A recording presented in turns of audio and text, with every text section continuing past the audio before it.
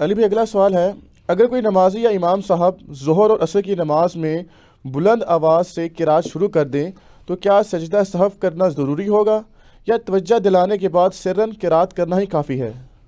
سجدہ صاحب کوئی ضروری نہیں ہے، ویسے مشہور تو کیا ہوا ہے ان لوگوں نے کہ چونکہ سرن نماز پڑھنا واجب ہے ظہر اثر کی، تو وہ کہتے ہیں اگر کوئی بھول کے بھی ایک آیت یا 3 بار سبحان اللہ کے برابر پڑھ لے گا تو سجدہ صاحب واجب ہو جائے گا۔ یہ بات بیٹھتی نہیں ہے، کیونکہ صحیح بخاری اور مسلم دونوں میں حدیث موجود ہے کہ نبی صلی اللہ علیہ وآلہ وسلم بعض اوقات ظہر اثر کی نماز میں قرات اونچی بھی کیا کرتے تھے تاکہ ہمیں پتہ چل جائے کہ آپ کون سی سورت پڑھ رہے ہیں،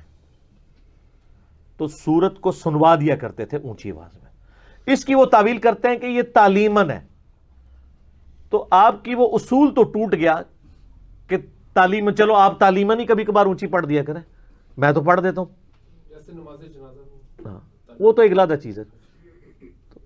تعلیم کے طور پہ ہی کبھی آپ ظہر و عصر کی نماز میں سورت کو اونچی آواز سے پڑھ لیا کریں۔ وہ اس لیے نہیں پڑھتے کہ ان کی تو فقہ میں لکھا ہے کہ سجدہ صاحب واجب ہو جائے گا، اور یہاں تک ہے کہ جو چیزیں سجدہ صاحب واجب کرتی ہیں اگر وہ کوئی جان بوجھ کے کر لے تو مکروہ تحریمی ہو جائے گی نماز، واجب الاعادہ۔ اور نبی علیہ السلام اونچی آواز میں اس لیے پڑھتے تھے امت کو یہ بتائیں کہ ظہر اثر میں بھی نبی علیہ السلام لمبی قرات کیا کرتے تھے۔ ظہر اثر میں تو مولوی کی مرضی چل رہی ہوتی ہے نا، انا آتا ہی نہیں پڑھ دے دو ایچ یا قل هو اللہ احد پڑھ دے، لیکن آپ بخاری مسلم اٹھائیں، نبی علیہ السلام کی ظہر اثر کی وہ کہتے ہیں کہ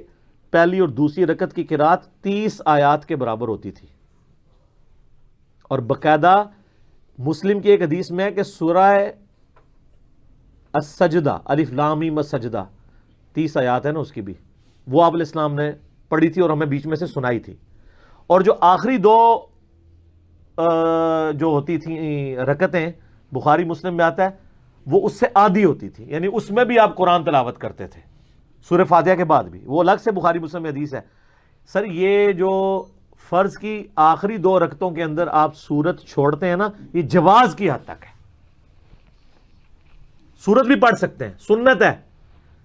اور بعض لوگ پوچھ رہے ہوتے ہیں جی غلطی سے سورت ملا لی تھی، سجدہ صاحب تو نہیں واجب ہو جائے گا؟ پوچھ رہے ہوتے ہیں نا، تو نہیں ہوگا، سنت ہے۔ اسی طریقے سے